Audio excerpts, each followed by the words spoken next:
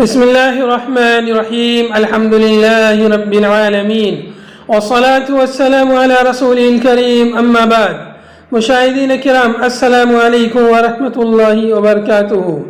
آج میں آپ کی خدمت میں کتاب نعمت المنان مجموع فتاوی فضیلت الدکتور فضل الرحمن المدنی رحمہ اللہ سے ایک اہم مسئلہ لے کر حاضر ہوا ہوں۔ مسئلہ ہے زکوٰۃ الفطر کے تعلق سے کہ عید کی صبح پیدا ہونے والے بچے کی جانب سے صدقۃ الفطر کا کیا حکم ہے۔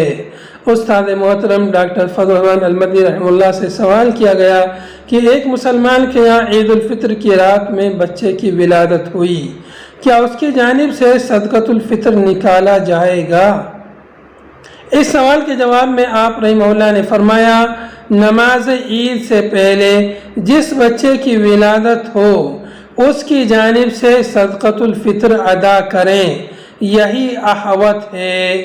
حدیث میں ہے وَأَمَرَ بِهَا أَن تُؤَدَّ قَبْلَ خُرُوجِ النَّاسِ إِلَى الصَّلَاةِ متفق علیہ، یعنی نماز عید کے لیے لوگوں کے نکلنے سے پہلے اس کے ادا کرنے کا حکم دیا، اور جب اس بچے کی ولادت صدقۃ الفطر کے ادا کرنے کے وقت میں ہوئی ہے تو اس کی جانب سے صدقۃ الفطر ادا کر دینا چاہیے۔